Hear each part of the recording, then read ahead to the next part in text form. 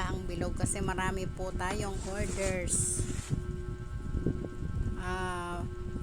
from my old customer. Paninda po niya ito, kaya kailangan ay bilisan ko ang paggagawa ng basahan. Tigil muna tayo doon sa iba nating trabaho at kailangan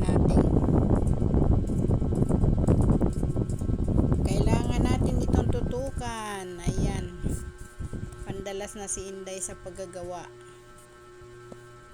Hindi pwedeng nakaupo kasi mas mabilis kumilos pag nakatayo. Ayan po ang aking mga nagawa ko kagabi. Mga pinagugupit ko na po yan para itatay-tay na lang, para mabilis magtay-tay pag nakakat na.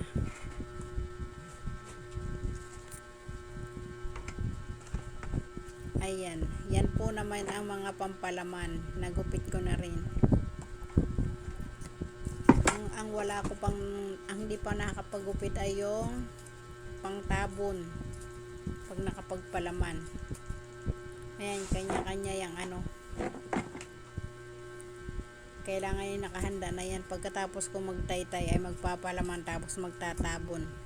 Ang sunod naman doon ay magtatahi. Ayan, ganyan kahirap magawa ng basahan, pero pinapagkakitaan ay okay lang kasi ang kulang lang dito ay ang manpower. Marami akong susuplayan ng basahang bilog, kaso mo dun sa sinusuplayan kong isa mas mababa kaysa dito sa umorder sa akin, kaya ako'y masipag ditong magawa. Pag umorder siya, sinisipagan kong magawa kasi mas mataas yung kuha niya sa akin.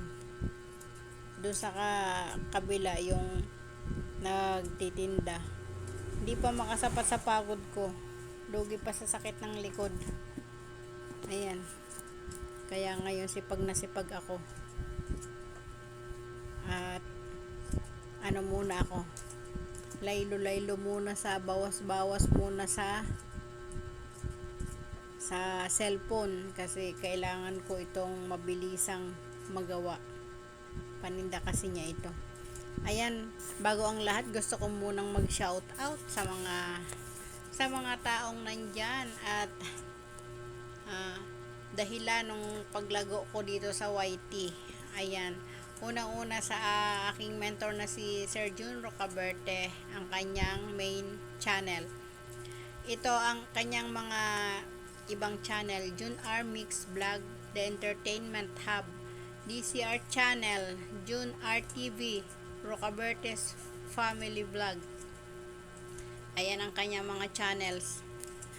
At saka gusto ko rin magpasalamat kay Sir GPC Backyard sa Team Loco Toys. Ayan, GPC TV, Gabs Mix Vlog, Gabs TV, Lilet Life and Travel, Saigen Hunter, Seros HK, Kabitenya Vlog.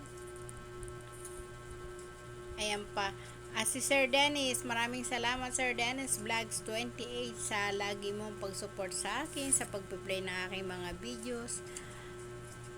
Ang kanyang ibang channels ay Glenny, Plantitos TV, Kuya Dennis, Kuya Pets, Dance Kitchen, Nature's TV 28. Ayan, 28 siguro ang birthday ni Sir Dennis, kaya ito na lang natira sa stock ko, kaya kailangan nating magmadali kasi marami ang order na suki ko. Kailangan nating bilisan kasi kailangan ma-deliver agad natin kasi paninda niya ito. Yan, nalaglag na. Paninda niya ito sa kanyang tindahan, kaya kailangan nating magmadali sa pagpapatas. Ayan,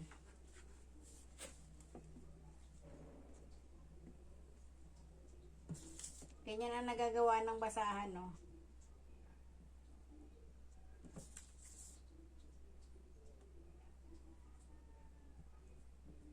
Kailangan ay shoot doon sa bilog para, ayan, hindi na tayo magkakat after manahi.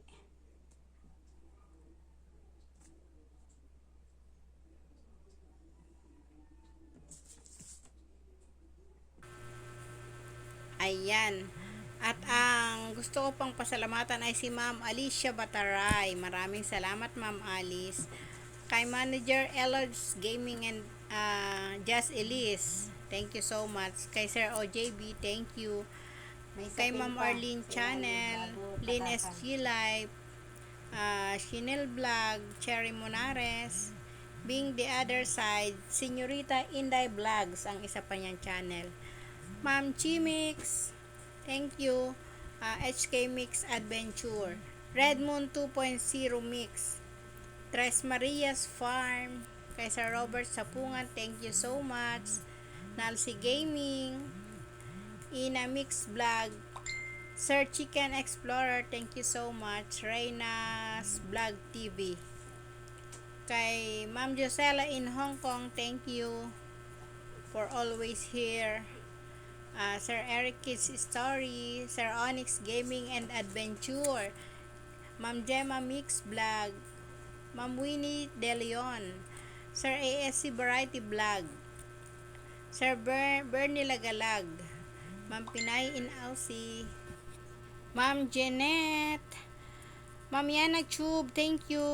Ma'am Dream TV, Sir L. De Los Santos Mix Vlog, Mr. Lee R, thank you. Ma'am Swain Vlog, Food is Life, Banawi in Canada, Pretty Daily Vlog, and Cathy De Los Trico Life Vlog. Maraming salamat sa inyong suporta.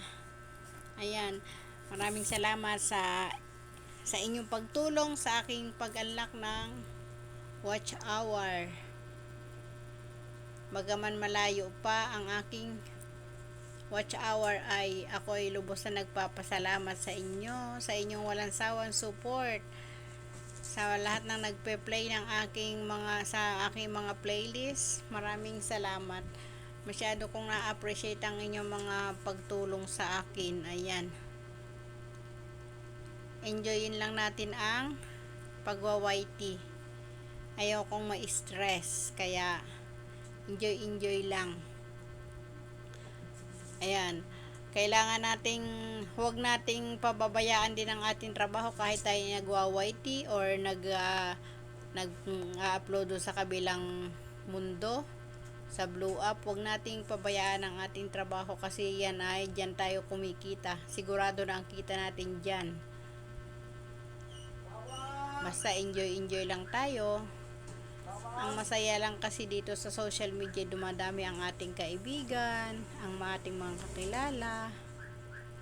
Ayan, kahit nasa malalayong lugar magkakalayong lugar ay nagkakaroon ng pagkakakilala at magandang samahan na mga nabubuo. Kaya enjoy lang. Ayan ang aking trabaho, pagpapatas ng basahan. Dami ko pang stock na retaso, kaya kailangan ko yung ubusin bago ulit kumuha ng iba. Tinigil ko muna yung mga ipit-ipit kasi ito na yung ngayon, mabenta ngayon. Gusto kong isunod ay put socks kasi dahil ng tag-ulan ay ang mga put socks ay mabenta. Dahil may order tayo nitong basahang bilog, ito muna ating unahin. Ayan, diba? Mas maganda yung marami kang alam sa buhay. May alternative ka na pagkakakitaan. O diba? Kahit na may tindahan ka at nagbabantay, sa free time mo makakapag-sideline ka, makakagawa ka ng iba na pwede mo pa ring pagkakitaan kahit nasa bahay ka lang. Ayan, kaya yung mga hindi busy dyan sa bahay, dapat ay pag-aralan ninyo din yan. Yung mga ginagawa ko, yung pananahi, malaking tulong po yan, lalo na sa pambayad sa mga buwan ng bills, mga panggasto sa araw-araw. Malaking tulong na po yan, na hindi na doon babawasin sa kita ng ating mga asawa. O diba? Pag may sarili tayong pera, mas maganda kasi hindi na tayo aasa sa ating mga asawa. Hindi na tayo, halimbawa may gusto tayong bilhin para sa sarili natin, meron tayong dudukutin, hindi yung hihingi ka pa sa asawa mo. Paano kung ang kita ng asawa natin ay yung nakakasapat lang. Kaya dapat ay magsipag tayo. Ayan, napaparami na po ang aking daldal. Habang ginaganahan naman ako dito magpatas ng basahan, ay napaparami na rin ang aking kadaldalan. Pasensya na kayo. At pag minsan ay talagang napapadaldal, napapakwento. Kasama sa buhay yan, di ba? Kasama sa buhay ang pag kwento-kwento. Ay nakarami na po ako ng aking mga pinatas. Ang susunod kong gagawin ay maghahalwat na naman ako ng pantabon at para ikakat ko na. Naka-ready na yan. Pag ako'y nagpalaman, diretso tabon. Tapos pagkatabon ay tahi agad. Diba? Hindi biro ang magawa ng basahang bilog. Maraming proseso. Kaya kailangan ay magsipag lang. Kaya naisipan kong mag-stack ng retaso pagka wala akong ginagawa at naiinip ako para meron akong gagawin. Ayan, pinakang aliwag ko na rin dito sa bahay kasi lagi lang ako nag-iinay-iwang mag-isa. Ang aking dalawang anak ay nasa eskwelahan. Ang aking asawa ay namamasada maghapon. Kaya ako dito ay laging solo-solo sa bahay. Pag ako'y naiinip, natapos ko na yung mga gawaing bahay ko. Ayan, di meron akong gagawin na pagkakabalahan kung ano-ano nang kinukuting-ting ko, kung ano-anong tinatahi ko para maging aliwan ko. Ganyan kasi ako, hindi ako mahilig mangapit bahay. Ako ay talagang babaeng bahay na mahilig dito lang magtigil sa bahay. Ayan, humahaba na. Maraming salamat sa inyo at see you on my next vlog. Bye bye.